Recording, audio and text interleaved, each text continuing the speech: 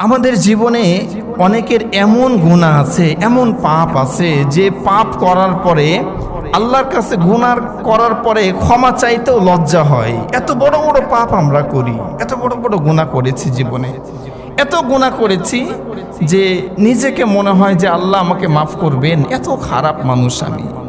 দুনিয়াতে এরকম অনেক নজির আমরা দেখতে পাচ্ছি। বলছেন কুল ইয়া ইবাদিয়াল্লাযীনা আসরাফু আলা আনফুসিহিম লা তাকনাতু মির রাহমাতিল্লাহ।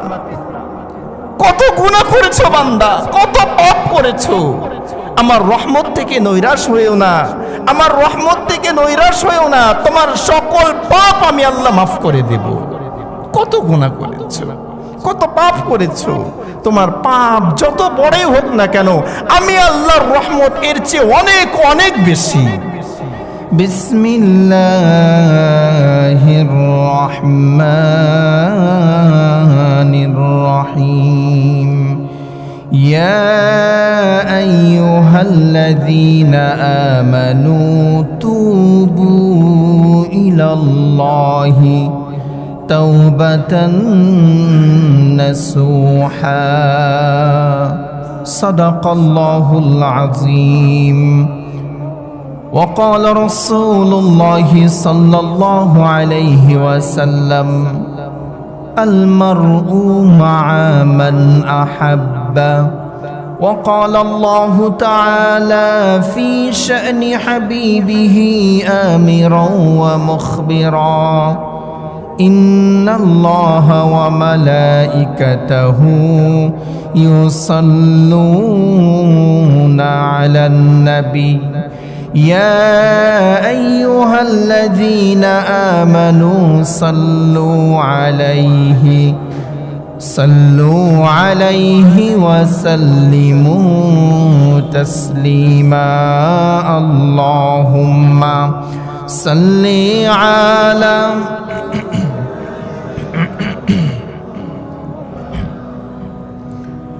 وعلى آل سيدنا مولانا محمد. اللهم صل على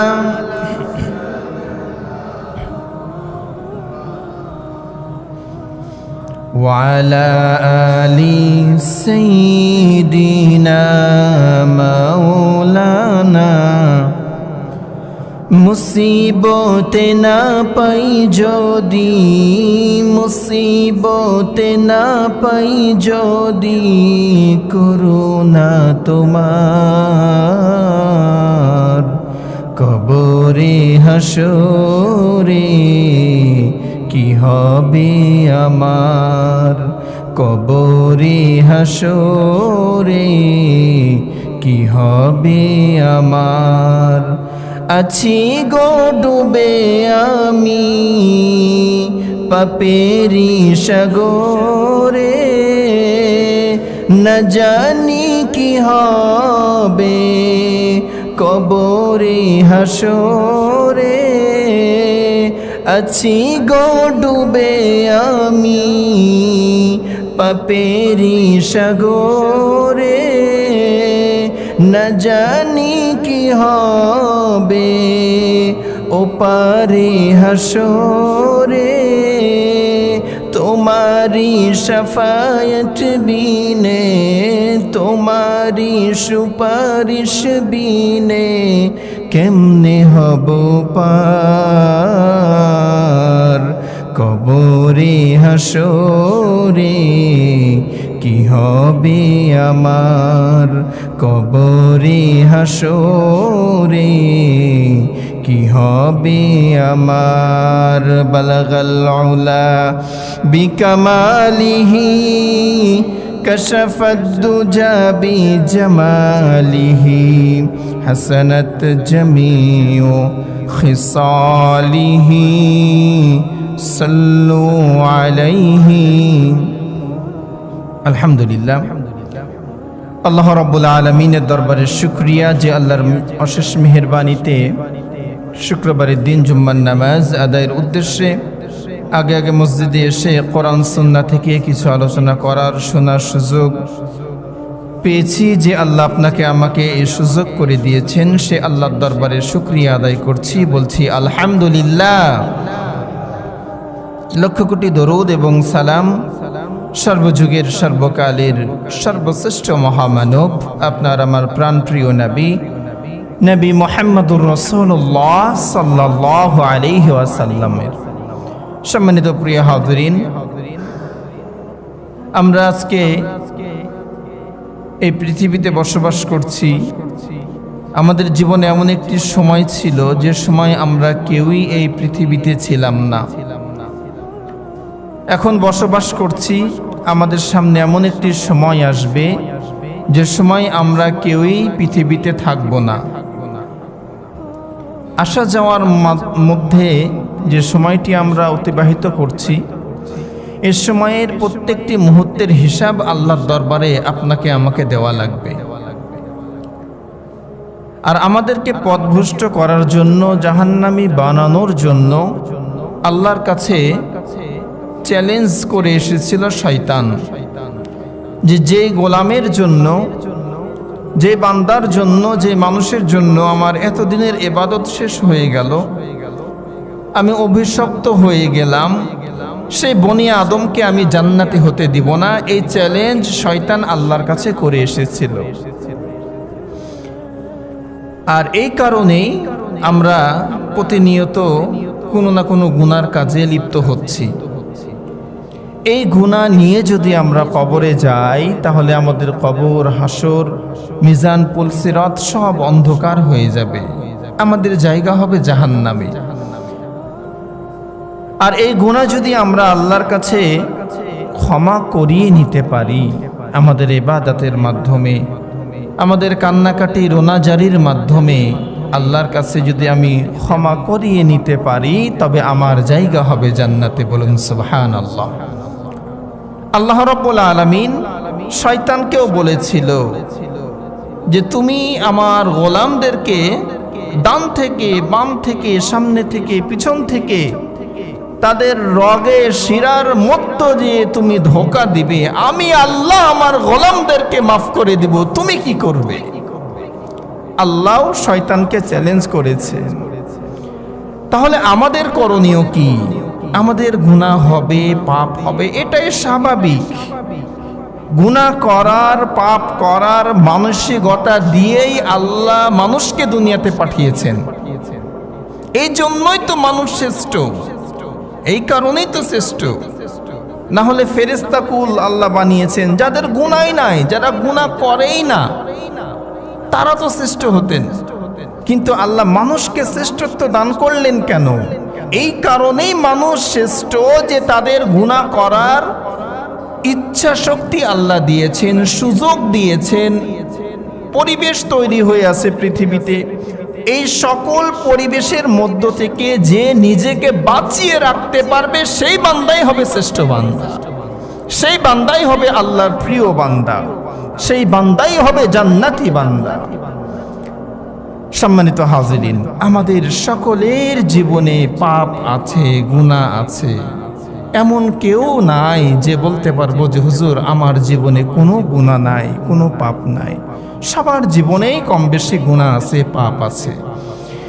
তো এই গুনাহ থেকে, পাপ থেকে কিভাবে আমরা মুক্তি পেতে পারি, কিভাবে জান্নাতি হতে পারি, আজকের আলোচনার বিষয় সেইটাই। আজকে আমরা তাওবা সম্পর্কে একটু শুনবো, যে কিভাবে তাওবা করলে আল্লাহ আমাদেরকে ক্ষমা করবেন। আল্লাহ ঘোষণা দিয়েছেন, আল্লাহই ঘোষণা দিয়েছেন যে কিভাবে তাওবা করলে আমাদের তাওবা আল্লাহ কবুল করবেন এবং আমাদেরকে জান্নাতি করবেন। সুবহানাল্লাহ।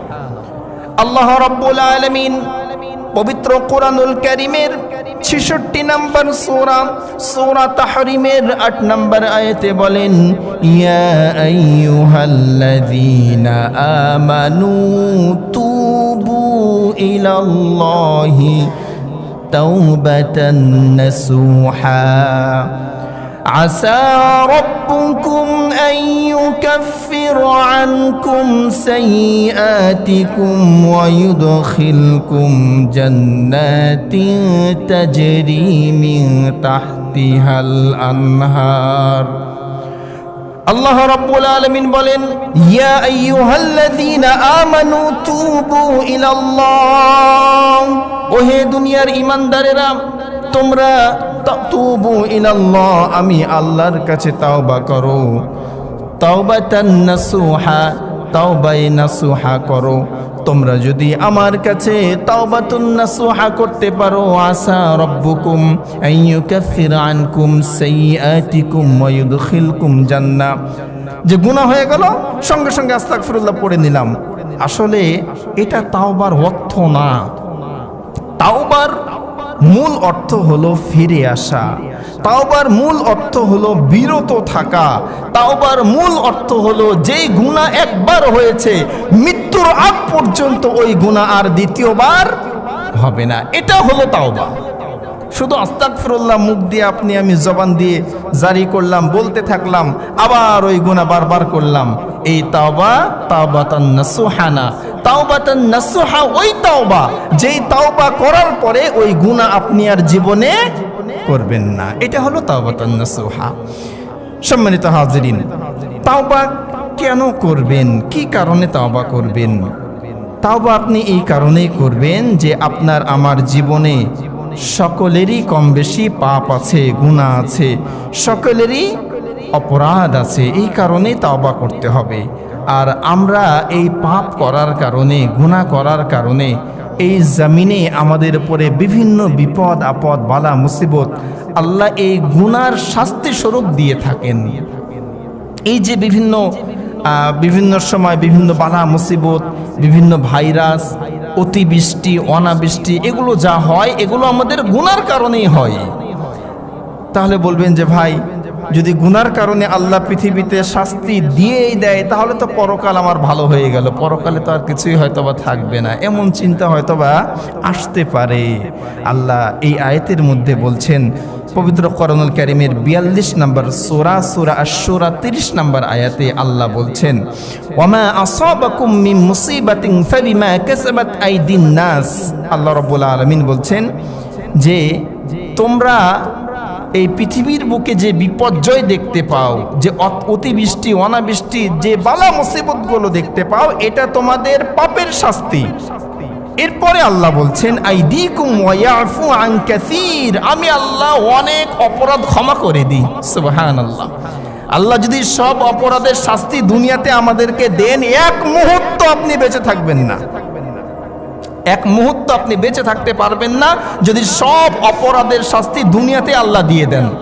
তা আল্লাহ এই আয়াতের মধ্যে বলছেন যে আমি অনেক অপরাধ নিজ গুণে আমার বান্দাদেরকে ক্ষমা করে দিই, আর যে অপরাধের আমি নমুনা বা শাস্তি বা অতিবৃষ্টি, অনাবৃষ্টি বা যেই মুসিবতগুলো দিই এগুলো সামান্য, এগুলো অতি সামান্য। আমাদের পাপের শাস্তি আল্লাহ দিলে আমরা দুনিয়াতে থাকতে পারবো না। সম্মানিত ভাইরা, আমাদের জীবনে অনেকের এমন গুনাহ আছে, এমন পাপ আছে যে পাপ করার পরে আল্লাহর কাছে গুনাহ করার পরে ক্ষমা চাইতেও লজ্জা হয়। এত বড় বড় পাপ আমরা করি, এত বড় বড় গুনাহ করেছি জীবনে, এত গুনাহ করেছি যে নিজেকে মনে হয় যে আল্লাহ আমাকে মাফ করবেন, এত খারাপ মানুষ আমি। দুনিয়াতে এরকম অনেক নজির আমরা দেখতে পাচ্ছি। গত কয়েকদিন আগের একটা নিউজ আপনারা দেখেছেন, একটা ছোট্ট বালিকা, ছোট্ট মেয়ের মৃতদেহ মসজিদে পাওয়া গিয়েছে, দেখেছেন না? মসজিদে একটা ছোট্ট বালিকার মৃতদেহ পাওয়া গিয়েছে। এটার কারণ বের হয়েছে যে ওই বাচ্চার মা, যে ওই মা অন্য পুরুষের সঙ্গে পরকীয়ার জেরে ওই বাচ্চাকে খুন করে মসজিদে রেখে এসেছে, যেন ইমাম মুয়াজ্জিনের ঘাড়ে এই অপরাধের শাস্তি দেওয়া যায়, যেন তাদেরকে এই অপরাধে অপরাধী করা যায়। একটা মা, যেই মা তার সন্তানকে গর্ভে রেখেছে, মানুষ করেছে, যেই মা তার সন্তানকে এত বড় করেছে, সেই মা তার সন্তানকে নিজ হাতে হত্যা করছে। প্রতিনিয়ত এরকম নিউজ আমরা দেখতে পাচ্ছি। আচ্ছা বলেন তো, এই যে পাপগুলো তারা করছে, এগুলো কি ছোটখাটো পাপ? কি বিশাল বিশাল পাপ করছে তারা। ওই সকল মানুষ যদি চিন্তা করে যে আল্লাহ আমাকে মাফ করবেন, এত বড় গুনাহ আমি করছি, আল্লাহ কি আমাকে মাফ করবেন? তাদের সম্পর্কে আল্লাহ বলছেন, কুল ইয়া ইবাদিয়াল্লাযীনা আসরাফু আলা আনফুসিহিম লা তাকনাতু মির রাহমাতিল্লাহ। কত গুনাহ করেছো বান্দা, কত পাপ করেছো, আমার রহমত থেকে নৈরাশ হয়েও না, আমার রহমত থেকে নৈরাশ হয়েও না, তোমার সকল পাপ আমি আল্লাহ মাফ করে দেব। কত গুনাহ করেছো, কত পাপ করেছো, তোমার পাপ যত বড়ই হোক না কেন, আমি আল্লাহর রহমত এর চেয়ে অনেক অনেক বেশি, অনেক বেশি।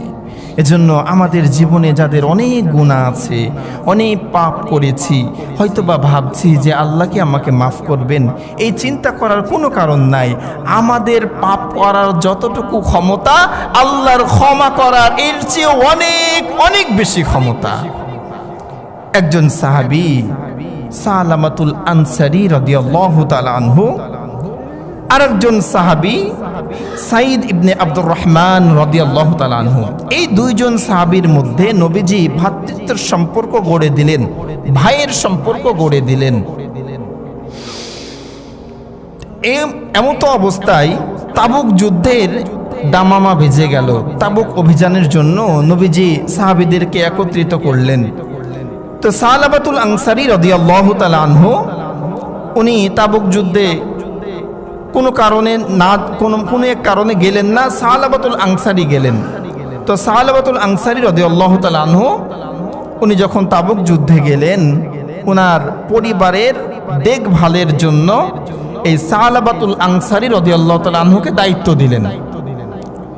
মানে আব্দুর রহমান, সাঈদ ইবনে আব্দুর রহমান রাদিয়াল্লাহু তাআলা আনহু তাবুক যুদ্ধে, তাবুক অভিযানে গেলেন, আর ওনার পরিবারের স্ত্রী দায়িত্ব, মানে বাজারহাট এই সেগুলো দেখাশোনা করার জন্য সালাবাতুল আনসারী রাদিয়াল্লাহু তাআলা আনহুকে দায়িত্ব দিয়ে গেলেন যে ভাই, আপনি তো তাবুক অভিযানে যাচ্ছেন না, আমি তো যাচ্ছি, আমার পরিবারের একটু খেয়াল রেখেন, দেখাশোনা করেন। সালাবাতুল আনসারী রাদিয়াল্লাহু তাআলা আনহু সাঈদ ইবনে আব্দুর রহমান রাদিয়াল্লাহু তাআলা আনহুর পরিবারের দেখাশোনা শুরু করলেন। দিনের পরে দিন চলে যায়, রাতের পরে রাত চলে যায়, সময় অতিবাহিত হতে শুরু করলো। কয়েকদিন যাওয়ার পূর্বে মানুষের সবচেয়ে বড় শত্রু ইবলিস শয়তান এসে সালাবাতুল আনসারীর মনে ওয়াসওয়াসা দিতে শুরু করলো। সালাবাতুল আনসারীর মনে ওয়াসওয়াসা দিতে শুরু করলো, সাঈদ ইবনে আব্দুর রহমানের স্ত্রী অনেক সুন্দর। সালাবাতুল আনসারী, তুমি যাও তার স্ত্রীর সঙ্গে অবৈধ সম্পর্ক শুরু করে দাও, যেহেতু সাঈদ ইবনে আব্দুর রহমান বাড়িতে নাই, তোমার হাতে বাড়ির দায়িত্ব। শয়তানের ওয়াসওয়াসায় পড়ে সালাবাতুল আনসারী রাদিয়াল্লাহু তাআলা আনহু সাঈদ ইবনে আব্দুর রহমানের স্ত্রীর হাত ধরে নিয়েছেন। স্ত্রীর হাত যখন ধরে নিয়েছেন, সাঈদ ইবনে আব্দুর রহমানের স্ত্রী ডাক দিয়ে বলেন, ও আল্লাহর বান্দা, তুমি যে কাজটা করেছো, তুমি তো আমানতের খেয়ানত করেছো। তোমার ভাই আমাকে আমানত রেখে গিয়েছে তোমার ওপরে, তুমি আমার দেখভাল করবে, তুমি আমার হাত ধরেছো, তোমার ভাব তো ভালো না, তুমি তো আমানতের খেয়ানত করছো। আর তোমার যে মন মানসিকতা, আল্লাহর দরবারে অপরাধী হিসাবে আমাদেরকে দাঁড়াতে হবে। আল্লাহর রাস্তে আল্লাহকে ভয় করে আমার হাতখানা তুমি ছেড়ে দাও, আল্লাহকে ভয় করে আমার হাত ছেড়ে দাও, তোমার ভাব তো ভালো লাগছে না। সালাবাতুল আনসারী রাদিয়াল্লাহু তাআলা আনহু আল্লাহর নাম শোনার পরে ওই মহিলার হাত ছেড়ে দিয়ে দৌড় দিয়ে জঙ্গলের দিকে চলে গিয়েছেন। হায়, আমি কি করলাম, আমি তো আমানতের খেয়ানত করলাম। আমার ভাই ইবনে সাঈদ ইবনে আব্দুর রহমান তার স্ত্রীর দায়িত্ব আমাকে দিয়েছিল, শয়তানের ওয়াসওয়াসায় পড়ে একটা বেগানা নারীর হাত আমি ধরে নিয়েছি, আল্লাহ আমাকে ক্ষমা করবেন কিনা। এইভাবে জঙ্গলে পাহাড়িতে চলে যেয়ে আল্লাহর কাছে রাত দিন কান্নাকাটি করতে শুরু করেছে। এইদিকে তাবুক অভিযান যখন শেষ হয়ে গেল, সকল সাহাবীরা বাড়িতে ফিরে আসলেন। সাঈদ ইবনে আব্দুর রহমান বাড়িতে এসে স্ত্রীকে জিজ্ঞাসা করছেন, কই আমার ভাই সালাবাতুল আনসারী কই, যাকে তোমার দায়িত্ব পরিবারের দায়িত্ব দিয়েছিলাম, কই আমার ভাই কই? স্ত্রী সকল ঘটনা খুলে বললেন, আপনার ভাই আমার সঙ্গে এই কাজ করেছে, এজন্য সে আজকে জঙ্গলে চলে গিয়েছে, পাহাড়ে চলে গিয়েছে, তার সঙ্গে আমার অনেক দিন যাবত সাক্ষাৎ নাই। সাঈদ ইবনে আব্দুর রহমান রাদিয়াল্লাহু তাআলা আনহু সালাবাতুল আনসারীর খোঁজ নেওয়ার জন্য জঙ্গলের দিকে, পাহাড়ের দিকে রওনা শুরু করেছেন। অনেক খোঁজাখুঁজি করার পরে সালাবাতুল আনসারীর সঙ্গে যখন সাক্ষাৎ হয়েছে, ভাই আপনি এখানে কেন চলেন? আপনি অপরাধ করেছেন, গুনাহ করেছেন, আল্লাহর কাছে ক্ষমা চান, নবীর কাছে যে আপনার অপরাধ স্বীকার করেন, আল্লাহ অবশ্যই আপনাকে মাফ করবে। আপনি এই জঙ্গলে কেন, এখানে কেন চলেন, বাড়ি চলেন। সালাবাতুল আনসারী রাদিয়াল্লাহু তাআলা আনহু বলেন, ভাই সাঈদ রে, আমি যে অপরাধ করেছি এই অপরাধের শাস্তি আল্লাহ কি আমাকে দিবেন না? আল্লাহ মাফ করবেন। যে অপরাধ করেছি এই অপরাধের শাস্তি যদি আল্লাহ দেন, জাহান্নামের আগুন তো সহ্য করতে পারবো না রে ভাই, আমি যাব না, আমি যাব না, আমি এই জঙ্গলে আমার বাকি জীবনটা কাটিয়ে দিব। কি করে আমার মুখ আমি আমার এলাকাবাসীকে দেখাবো যে আমি আমানতের খিয়ানত করেছি, তোমার স্ত্রীর হাত ধরেছি? আমি এই মুখ কি করে দেখাবো? আমি তো অনেক বড় অপরাধী, অনেক বড় পাপ করেছি। তো ঠিক আছে, আমাকে যদি নিতে হয় তো আমার হাত দুইটা অপরাধীর মতো করে বাঁধো, বেঁধে আমার হাত ধরে টানতে টানতে আমাকে নিয়ে চলো। নিজের প্রতি নিজের অনুশোচনা এসেছে যে আমি অনেক বড় পাপ করেছি।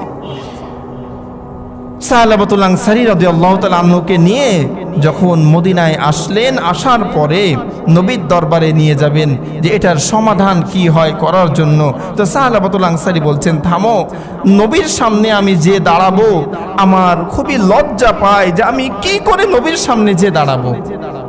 তা আমাদের এই সমস্যার সমাধান সাহাবীদের মাধ্যমে হয় কি না একটু দেখি, একটু চেষ্টা করি, চলো আগেই নবীর দরবারে না যাই, আমি নবীর সামনে দাঁড়াতে পারবো না।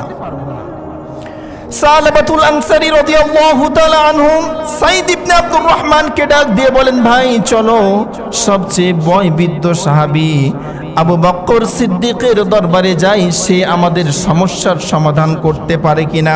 হযরতে আবু বকর সিদ্দিক ডাক দিয়ে বলেন, ওরে সালাবা, আল্লাহ তোমাকে ক্ষমা করবেন কিনা, তুমি যে অপরাধ করেছো আল্লাহ তোমাকে ক্ষমা করবেন কিনা আল্লাহ ভালো জানে, কিন্তু তুমি আমার বাড়ি থেকে বের হয়ে যাও, আমি তোমার মুখ দেখতে চাই না। সালাবাতুল আনসারী বলেন, আবু বকরের কাছে যখন সমাধান হলো না, চলো ওমরের কাছে যাই। হযরতে ওমর ডাক দিয়ে বলেন, আল্লাহ মাফ করবেন কিনা আল্লাহর বিষয়, কিন্তু তুমি আমার বাড়ি থেকে বের হয়ে যাও, তোমার চেহারা আমি দেখতে চাই না, বের হয়ে যাও। সালাবাতুল আনসারী বলেন, চলো ওসমানের দরবারে যাই, চলো। আর করে দেয়, কেউ সমাধান দিতে পারে না। সর্বশেষ না পেরে সালাবাতুল আনসারী রাদিয়াল্লাহু তাআলা আনহু বলেন, চলো বিশ্বনবী জনাবে মুহাম্মদুর রাসূলুল্লাহ সাল্লাল্লাহু আলাইহি ওয়াসাল্লামের দরবারে যাই। যেহেতু দয়ার নবী, মায়ার নবী, নবী হয়তোবা আমাকে এই সমস্যার সমাধান দিবেন, নবী হয়তোবা আমাকে মাপ পাওয়ার রাস্তা বাতলিয়ে দিবেন, চলো নবীর দরবারে যাই। সালাবাতুল আনসারী রাদিয়াল্লাহু তাআলা আনহু নবীজির দরবারে যখন আসলেন, দয়ার নবী, মায়ের নবী বলেন, সালাবারে, তুই যে অপরাধ করেছিস এই অপরাধের শাস্তি আল্লাহ কি দিবেন আল্লাহই জানেন, কিন্তু আমার চোখের সামনে থেকে তুই বের হয়ে যা। যে অপরাধ করেছিস এই অপরাধের শাস্তি আল্লাহ কি দিবেন আল্লাহ জানেন, আমার দুয়ারে তোর জায়গা নাই। সালাবাতুল আনসারী রাদিয়াল্লাহু তাআলা আনহুর সঙ্গে তার একটা ছোট্ট মাসুম বাচ্চা খামসানা সঙ্গে ছিলেন। সব দৃশ্য দেখেছেন।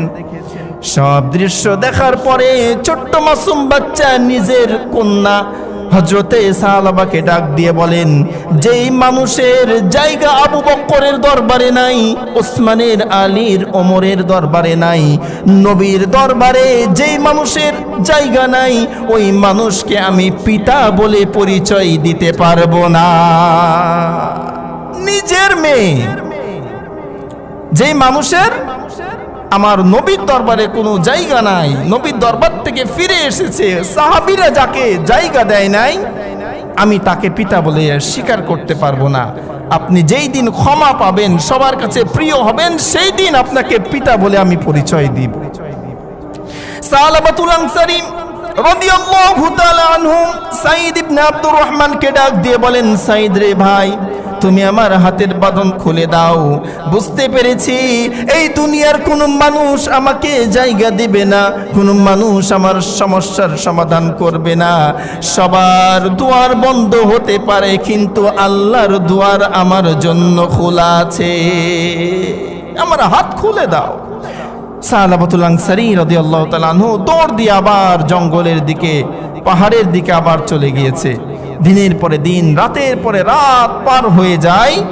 সালাবাতুল আনসারী রাদিয়াল্লাহু তাআলা আনহুর সমস্যার কোনো সমাধান আসে না। এইভাবে কাঁদতে কাঁদতে কাঁদতে কাঁদতে বহু দিন চলে যাওয়ার পরে আয়াতে কারিমা নাজিল হয়ে গেল। বলুন সুবহানাল্লাহ। নবী করিম সাল্লাল্লাহু আলাইহি সাল্লামের দরবারে হযরত জিবরাইল ফেরেশতা এসে বলছেন, ইয়া রাসূলুল্লাহ, ইয়া হাবিবাল্লাহ, নবী গো, এই সকল মাখলুকের রব কে? নবীজি বলেন যে সকল মাখলুকের রব আমার আল্লাহ। তো সকল মাখলুকের রব যদি আল্লাহ হয়, তো সালাবাতুল আনসারীকে আপনি কেন ফেরত দিয়েছেন? আপনি ফেরত দিয়েছেন কেন? আপনি কেন ফেরত দিলেন? আমার আল্লাহ তারপরে খুশি হয়ে কোরআনের আয়াত নাজিল করেছেন। আল্লাহ রাব্বুল আলামিন পবিত্র কোরআনুল কারীমের 3 নম্বর সূরা সূরাতুল আলে ইমরানের 135 নম্বর আয়াত এই সালাবাতুল আনসারীর উপলক্ষে নাজিল করলেন। আল্লাহ রাব্বুল আলামিন বলেন, ওয়াল্লাযীনা ইযা ফাআলু ফাহিশাতান আও যালামু আনফুসাহুম যাকারুল্লাহ। আল্লাহ রাব্বুল আলামিন বলেন, আর যারা অশ্লীল কাজ করবে, যারা খারাপ কাজ করবে, নিজেদের উপরে জুলুম করবে, এই জুলুম করার পরে আল্লাহর কথা যখন স্মরণ হয়ে যাবে, তাদের গুনার কথা যখন স্মরণ হয়ে যাবে, তারা আল্লাহর কাছে ক্ষমা চাইবে, আর ওই পাপ দ্বিতীয়বার পুনরায় সে করবে না। আল্লাহ রাব্বুল আলামিন বলেন, এই সকল বান্দা, এই সকল গুণের বান্দাই তো মুত্তাকি বান্দা। ধারাবাহিক আলোচনা আছে এরপরে এই আয়াতের উপরে। আপনারা যারা অ্যান্ড্রয়েড ফোন ব্যবহার করেন, এই সকল আয়াতগুলো অবসর সময় দেখবেন, খুবই ভালো লাগবে। এই যে সূরা আলে ইমরানের 133 থেকে শুরু করে 36 নম্বর আয়াত পর্যন্ত দেখবেন, এখানে মুত্তাকি বান্দার আল্লাহ কিছু গুণের কথা বলেছেন, যে কারা মুত্তাকি। সূরা আলে ইমরানের 133 আয়াত থেকে দেখবেন, বিস্তারিত আলোচনা পাবেন। তো আল্লাহ রাব্বুল আলামিন খুশি হয়ে সালাবাতুল আনসারীর পক্ষে আয়াত নাজিল করলেন নবীর উপরে, যে সে পাপ করেছে, নিজের উপরে জুলুম করেছে, সে তো আমার কাছে এসে ক্ষমা চেয়েছে, আত্মসমর্পণ করেছে। নবী করিম সাল্লাল্লাহু আলাইহি সাল্লাম খুশি হয়ে সাহাবাদেরকে বললেন যে তোমরা কয়েকজন মিলে যাও, আমার সালাবাতুল আনসারীকে আমার দরবারে ডেকে নিয়ে আসো। হযরত আবু বকর সিদ্দিক বললেন, ইয়া রাসূলুল্লাহ, ইয়া হাবিবাল্লাহ, আমি তো সাহাবাকে আমার ঘরে জায়গা দিই নাই গো নবী। হযরত ওমর ডাক দিয়ে বলেন, ইয়া রাসূলুল্লাহ, আমি তো সাহাবাকে বুঝতে পারি নাই গো নবী, আপনি আমাকে দায়িত্ব দেন, আমি যে ডেকে নিয়ে আসি। হযরত ওমর, হযরত আলী সকলে দাঁড়িয়ে গিয়েছে। নবী করিম সাল্লাল্লাহু আলাইহি সাল্লাম 4 জনের একটা টিম তৈরি করলেন। এর সঙ্গে আরেকজন সাহাবীকে সালমান ফারসি রাদিয়াল্লাহু তাআলা আনহুকে দিয়ে বললেন, যাও তোমরা আমার সালাবাতুল আনসারীকে খুঁজে নিয়ে আসো। সাহাবায়ে কেরাম সালাবাতুল আনসারী রাদিয়াল্লাহু তাআলা আনহুকে খোঁজার জন্য পাহাড়ের দিকে যে জনবসতি মানুষদেরকে জিজ্ঞাসা করছেন, তোমরা কি সালাবাতুল আনসারী নামে কোনো মানুষকে দেখেছো? সকলে বলেন, না, আমরা এরকম নামের কোনো মানুষকে চিনি না। বস্তিবাসী ডাক দিয়ে বলেন, সালাবাতুল আনসারী দেখতে কেমন, তার কিছু বৈশিষ্ট্য আমাদেরকে বলো, যদি বুঝতে পারি। সাহাবায়ে কেরাম বলেন, ওই মানুষটা তার পাপের জন্য, গুনার জন্য সব সময় আল্লাহর কাছে মাপ চাই, আল্লাহর কাছে ক্ষমা চাই, এরকম কোন মানুষকে দেখেছো কিনা?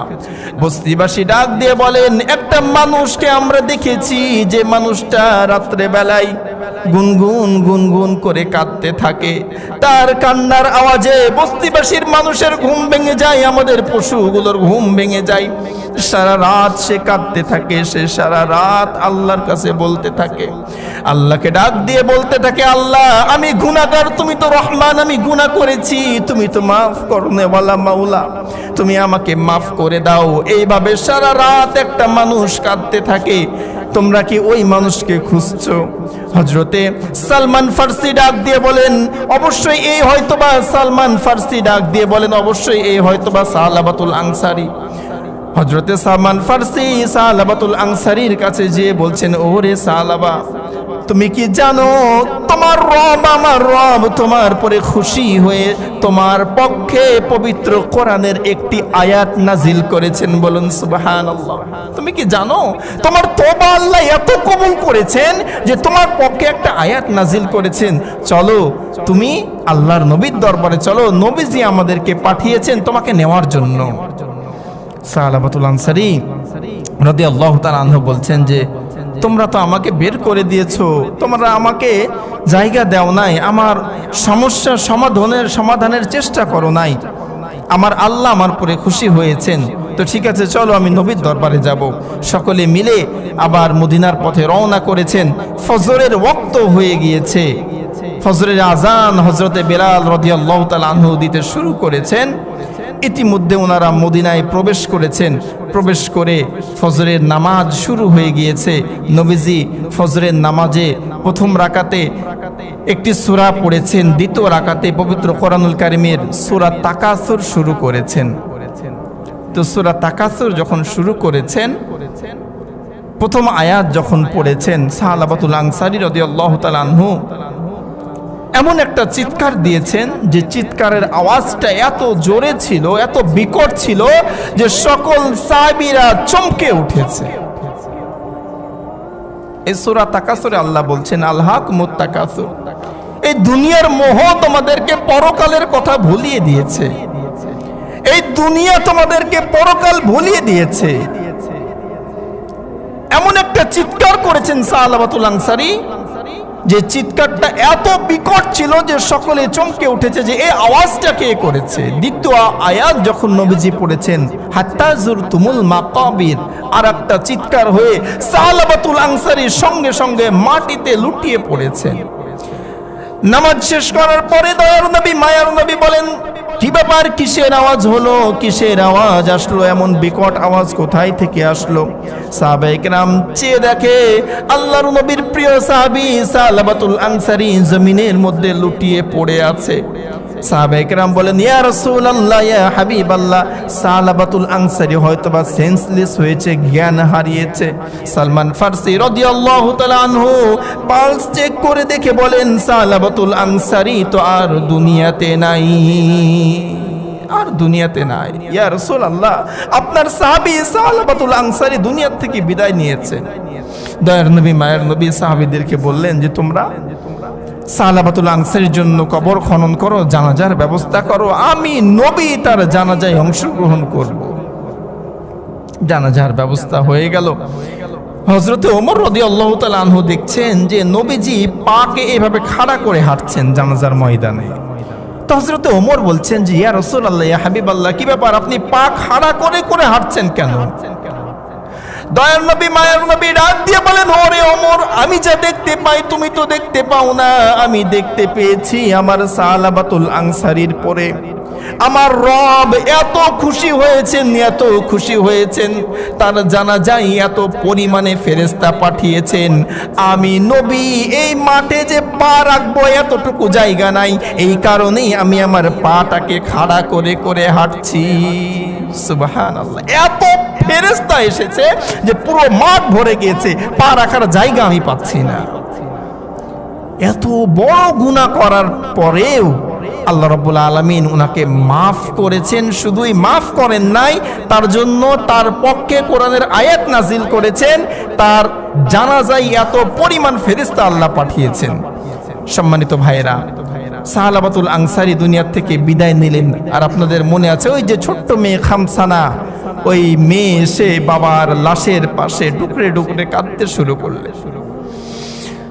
ছোট্ট মেয়ে খামসানা ডাক দিয়ে বলেন, বাবা তুমি গুনাহ করেছো, তুমি পাপ করেছো, গুনার জন্য পাপের জন্য আমি বলেছিলাম তুমি যখন ক্ষমা পাবে, সবার কাছে প্রিয় হবে, তখন তোমাকে বাবা বলে পরিচয় দিব। তুমি সবার কাছে প্রিয় হয়েছো, আল্লাহর নবীর কাছে প্রিয় হয়েছো, আল্লাহর কাছেও প্রিয় হয়েছো, তোমার পক্ষে আয়াতও নাজিল হয়েছে। তুমি তো সবার কাছে প্রিয় হয়েছো বাবা, কিন্তু আমি খামসানা বাবা হারিয়ে দিলাম। বাবা আমি কোথায় পাবো? আমি কোথায় বাবা পাবো? আমি তো বাবা হারিয়ে দিলাম। দয়ার নবী মায়ের নবী হযরত খামসানাকে ডাক দিয়ে বুকের সঙ্গে আঁকড়িয়ে ধরে বলছেন, ওরে খামসানা কাঁদিস না রে মা, তোর বাবা চলে যাওয়ার বেদনা আমি সহ্য করতে পারি না। তুই যদি কাঁদিস আমার অনেক কষ্ট হবে, কাঁদিস না। তোর বাবা গিয়েছে তো কি হয়েছে, আমি মুহাম্মদ যদি তোর বাবা হয়ে যাই, আমি মুহাম্মদ যদি তোর বাবা হয়ে যাই, তাহলে কি তোর আর কোনো কষ্ট থাকবে?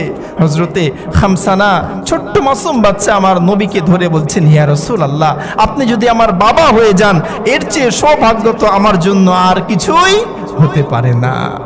সম্মানিত হাজিরিন, সম্মানিত ভাইরা, তাহলে আমাদের জীবনে যত বড়ই পাপ হোক না কেন, যত বড়ই গুনাহ আমরা করি না কেন, একটা কথা স্মরণ রাখবো, আমার গুনাহ যত বড়ই হোক না কেন, আল্লাহর ক্ষমা, আল্লাহর রহমত এর চেয়ে অনেক অনেক অনেক বেশি বড়, অনেক বড়। এজন্য গুনার কথা স্মরণ করে আল্লাহর কাছে সবসময় তওবা করব। আল্লাহকে বলবো যে যে গুনাহ আল্লাহ করেছি আমাকে ক্ষমা করো, আমি আর দ্বিতীয়বার এই কাজ করব না, দ্বিতীয়বার এই পাপ করব না। এইভাবে আল্লাহর কাছে তওবা করতে হবে, ফিরে আসতে হবে। ভাই একটা ছোট্ট কথা বলে শেষ করি। এই যে দুনিয়ার মোহ, সূরা তাকাসুরের যে প্রথম আয়াতটা, আল্লাহ বললেন যে দুনিয়ার মোহ তোমাদেরকে ব্যস্ত করে রেখেছে।